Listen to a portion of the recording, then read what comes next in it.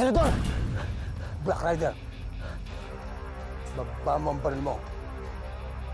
Senador ako!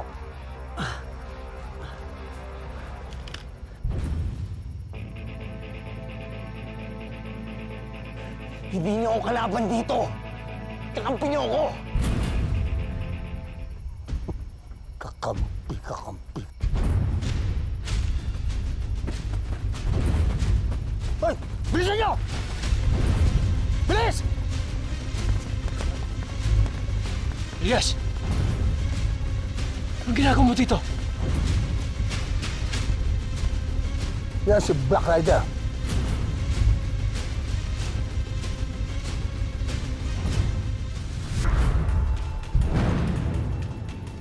Lespo, dito tayo. Si Chagong Dulas, isa sa leader ng Golden Scorpion. Habulin niyo!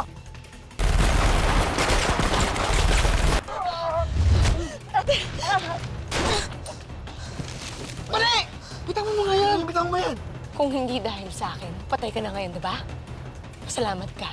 Pwede ba huwag kang magyabang? Kutong lupa ka lang. Kayang-kaya kitang tirisin. Ay, taga lang. Wala kayong dapat pag-awayan eh. Ang katawan, uy. Tama na kayo! Ay, hindi po kami sindikato. Mukha ba tayo yung sindikato? Ikaw lang. Yes, sir. Uy, Romana! Romana, anong ginagawa mo? Ngayon pa ba tayo susuko? Manawag. Uy, Romana! Uy! Uy!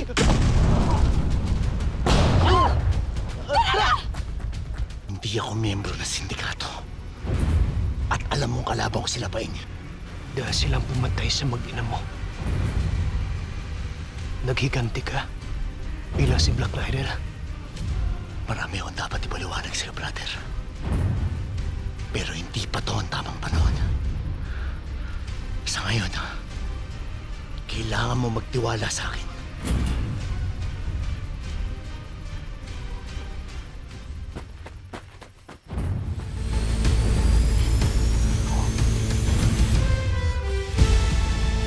Paeng, si Elias? Hindi ko alam. Nawala siya. Punyeta. Sige. Men! Nakatakas si Edgardo. Kailangan ko siya sundan. Nakikiusap ako sa'yo. Huwag na huwag susunod sa akin. Elias, tutulungan ka. Bane, makinig ka. Mapapahama kayo. Hindi ka namin pwede papayaan. Bane! Lumayas na kayo! Lumayas kayo!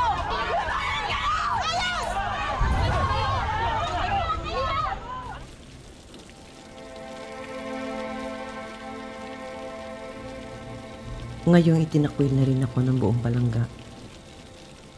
Kailangan kong puntahan ang kuya ko.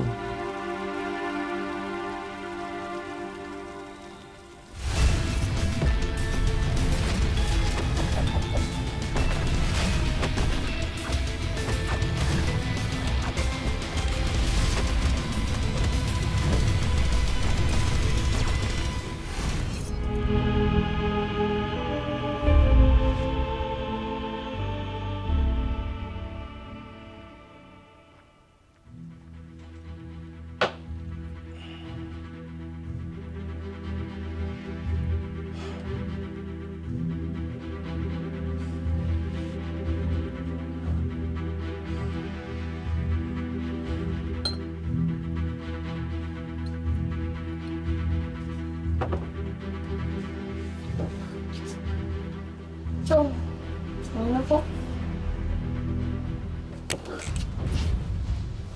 Pasagulero ka, Elias, ah. Kaya bata-bata mo pa? Oh? Nabalitaan ko nakipag-away ka sa eskwelahan. Gulo ang inuuna mo, imbis na mag-aral. Pinagtanggol po yung kaibigan ko. Sinasaktan po kasi siya ng ibang seksyon. Mali po kasi yung ginagawa nila. Ang dami mong alam, ah. Kaya bata-bata mo pa? Nakangatuyan ka na? Palibasa kasi wala kang tatay. Walang dumidisiplina sa'yo. Pwes ako ang didisiplina sa'yo. Ganito! Opo! Ngayon mo ilabas ang tapang mo. Matapang ka? Kuya, tama na! Ano ba yan? Matapang ka? Tama na ba? Matapang ka? Kuya, Sige, ano ilabas mo! ginagawa mo? Ilabas mo yung tapang mo sa akin! Matapang ka? Kuya, tama na! Ha? Takin Tama mo! na! Bakit mo sinasaktan ang anak ko? Dinidisiplina ko na yung anak mo. Maba ng sungay eh! Nakipagbasag ulo sa eskwelahan! Elias, totoo bang sinasabi ni Kuya? Nay, pinagtanggol ko lang po yung kaibigan ko. Sinasaktan po kasi siya. Nagpapalusot ka ba? Palibasa kasi, laki sa layaw. Walang dumidisiplina. Maling disiplina ang ginagawa mo. Alam mo kung may kasalanan yung anak ko, pwede mo siyang turuan ng leksyon sa ibang paraan. Isa pa, wala kang karapatan saktan ng anak ko? Nakabuisit kayo! Tama na! Tama na! Tumigil na nga kayo! Araw na lang kayo nag-aaway.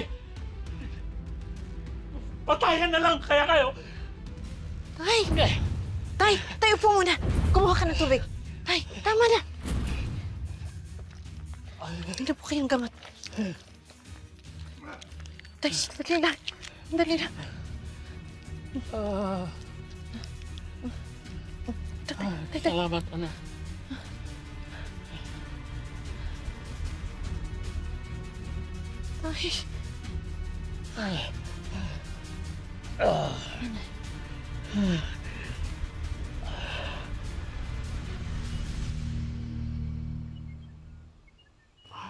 Yan. Tara na po, Tay. Dahan-dahan. Dadaan ko lang to kay Aling Tess itong susi para doon na kukunin nung nakabili ng bahay. Malayo po yung Manila, Nay. Ilang barko tsaka bus po yung sasakyan natin? Oh, malayo, anak. Kaya matulog ka sa biyahe. Pagising mo, nasa Maynila na tayo. O, dahan-dahan po. Basta kasama ko po kayo. Kahit saan, sasama po ako. Apo, anak, pasensya na kayo sa akin. Kung di lang sa kalagayan ko, hindi na natin kailangan ibenta tong bahay para lumipat ang Maynila. Okay lang po yun, Lo. Ang importante, gumaling kayo. Mas maagapan at malalapatan ng lunas yung sakit nyo. Doon sa ospital, malapit doon sa nabili yung lupa. Siyempre, gusto ko pang mabuhay ng matagal para sa iyo, Alma. Siyempre, para sa iyo din. Tayo naman eh. Oy, tara na! Andiyan na yung service pabot ng pier. Malaki pa yung lilipatan sa Maynila. Ha?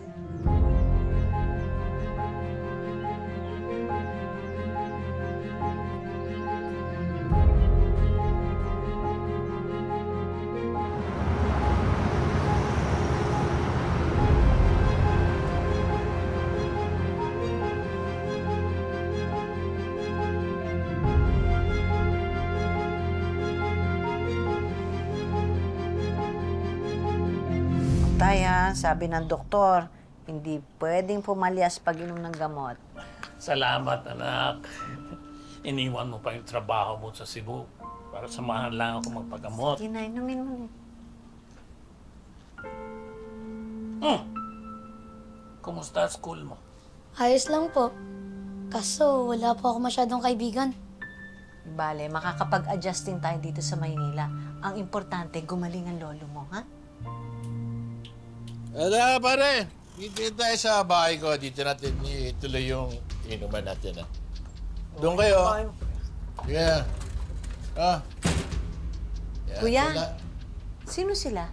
Sila yung mga bagong barkada ko. Hindi pa kami tapos mag-inom eh. Dito namin tuloy, ha? Magpapahinga na si tatay. Ano ba talaga gusto mo? Nilayo mo na nga ako sa mga barkada ko sa Cebu. Tapos dito, magbabawalan mo ba ako makipagkaibigan? Pare.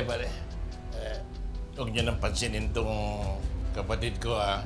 Alam mo, sip-sip to, eh. Kuya naman. Yaan mo na sila, Alma. Hindi pa naman ako inaantok. Yaan mo sila, umingay. Alma, penga akong pera, oh. Ilyas, bilan mo nga kaming alak. Sige na. Sige na. Ano ba? Tinitingin mo sa nanay mo. Sumunod ka sa utos ko. Tingin ka pa sa nanay mo. Wala akong pera. Bagong pasok pa lang ako sa trabaho ko. Sige na. Ako na bahala. Kasi mag-aaway na naman kayo. Yan yung tatay kong may sakit. umaasa pa siya na gagaling siya. Eh, siya itong nag-aaksaya ng pera, pambili ng gamot. Yaan mo na, lasing eh. Pare, ayos lang kayo dyan. Papabili muna ako ng alak, ha. Bibili pa si Elias. Maghahanap muna ako ng mapupulutan natin, ha. Diyan lang kayo. Ha?